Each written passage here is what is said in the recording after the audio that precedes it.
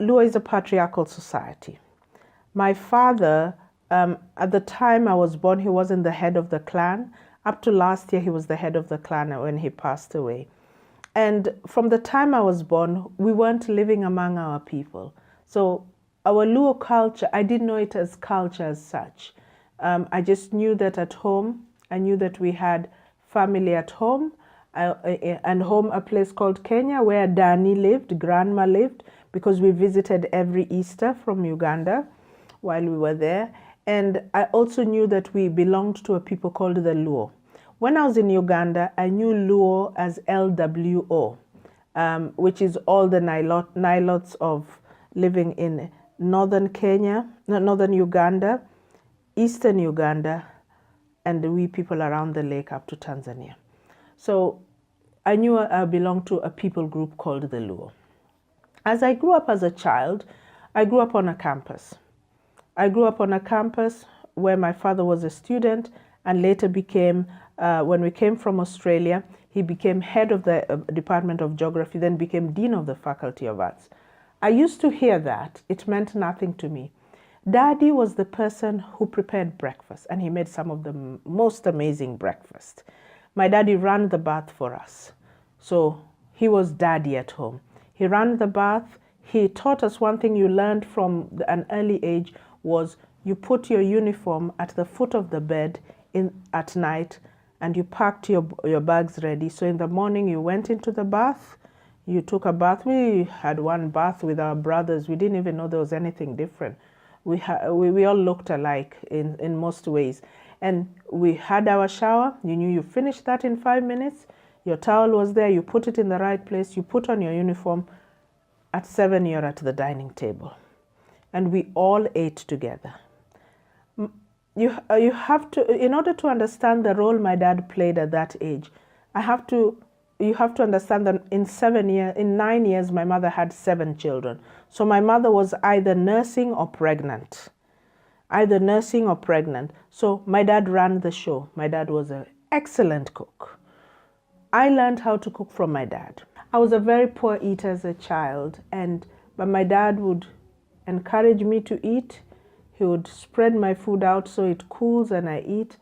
I didn't like squash. I have never liked squash. But my dad I liked tea, cold tea. So my dad would put for me cold tea to have for break, and I loved it. And my dad was an amazing cook because he didn't just cook in the kitchen. My dad took us with him shopping to in the market. It's from my dad I knew how to choose tomatoes. I knew how to choose good tomatoes, good onions, to turn it around. And if we wanted tomatoes that lasted the whole week, how to get one, at what stage it should be. We went shopping to the fish market, which we did in Gaba, which was in the lake shores of Lake Victoria in Uganda and in Entebbe, and we would buy the fish and we'd come home. My dad made an earthenware oven where we'd put the slices and we'd grill them so all the fat would go, and we'd have lean meat, and he taught us the importance of eating fish. And that is very important for the Luo people because we are Nilots.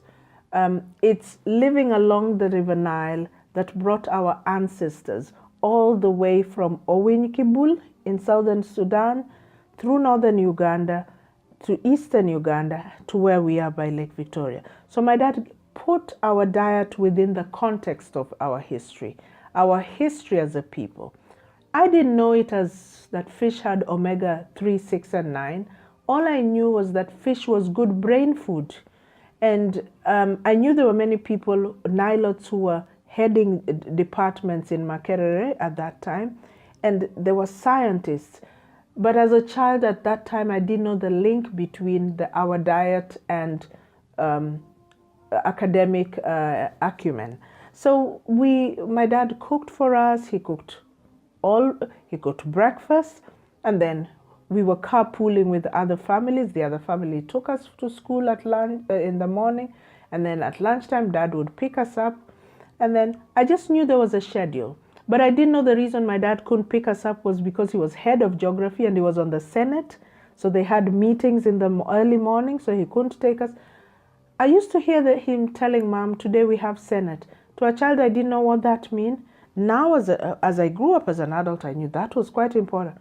So, in my mind, I grew up knowing that you could have a balance. My dad could be a very good cook and a very good father. At the same time, he could be an academician. I started knowing that knowledge is robust. Knowledge can bring solutions to problems. We just have to put the knowledge within the context. So research brings knowledge. And I remember my dad talking also at that time about the temperatures are rising, global warming is happening. So he would talk to his friends about the papers he was going to present at the International Geographic Society, which is where my dad introduced the world to the notion of global warming. As a child, I could follow what he was saying. I didn't understand everything, but Dad was talking and I was listening. One thing that helped us very much as children in our family is that our dad let us sit and listen when adults were talking.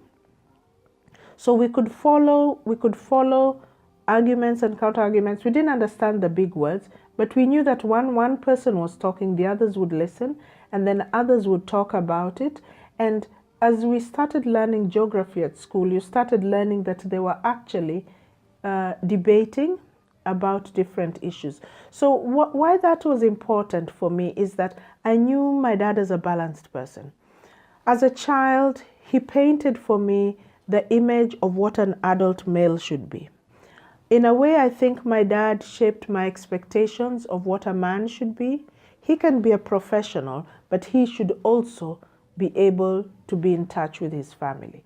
So I saw that modeled to me right from childhood, dad cooking for us, dad being the one, doing the shopping, dad running the bath, dad teaching us lessons of how to organize yourself the evening before.